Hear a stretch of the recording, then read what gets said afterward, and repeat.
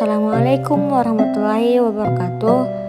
Di sini saya akan menjelaskan poin-poin yang saya tulis, yaitu pengertian alat media pendidikan, yang kedua pengertian pendidikan Islam, yang ketiga fungsi alat pendidikan untuk mencapai tujuan pendidikan. Baik, saya akan menjelaskan tentang pengertian alat media pendidikan. Dari beberapa literatur tidak terdapat perbedaan pengertian alat atau media pendidikan. Banyak para pakar pendidikan yang memberikan tentang pengertian alat pendidikan, antara lain Zakia Derajat dalam bukunya Ilmu Pendidikan Islam menyebutkan bahwa alat pendidikan sama dengan pendidikan atau sarana pendidikan. Dalam Kamus Umum Bahasa Indonesia dijelaskan bahwa alat diartikan sebagai perantara atau pengantar. Alat pendidikan merupakan suatu sarana yang dianjurkan sebagai perantara atau pengantar dalam proses suatu pendidikan. Bagian B, pengertian pendidikan Islam. Meskipun barangkali sebaiknya orang mengetahui tentang apa itu pendidikan Islam, tapi ketika pendidikan Islam tersebut dapat diartikan dalam satu batasan tertentu, maka terdapatlah bermacam-macam pengertian yang diberikan.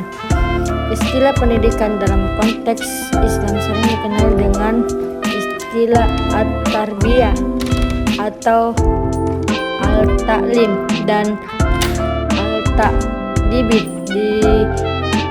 Dari ketiga istilah tersebut termasuk populer digunakan dalam praktik pendidikan Islam ialah at-tarbiyah, sedangkan al-tarbiyah jarang sekali digunakan. Padahal kedua istilah tersebut telah digunakan sejak awal pertemuan pendidikan Islam.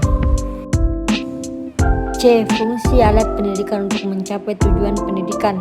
Pada bagian ini penulis akan memaparkan fungsi alat-alat pendidikan dalam pencapaian tujuan pendidikan Islam, yang dilihat dari alat pendidikan sebagai alat bantu dalam proses belajar mengajar, alat pendidikan untuk memperlancar proses belajar mengajar, serta alat pendidikan untuk mempermudah dan mempercapai tujuan pendidikan.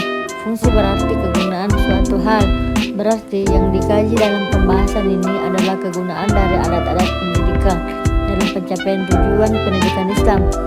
Dalam hal ini penulisan akan memaparkan tentang fungsi alat-alat pendidikan diklasifikasikan menurut kapasitas besar, intensitas, manfaat, dan kegunaan bagi pendidik dalam proses belajar mengajar, baik sebagai alat bantu dalam proses belajar mengajar untuk memperlancar proses belajar mengajar, serta mempermudah mempercapai tujuan belajar mengajar pendidikan Islam.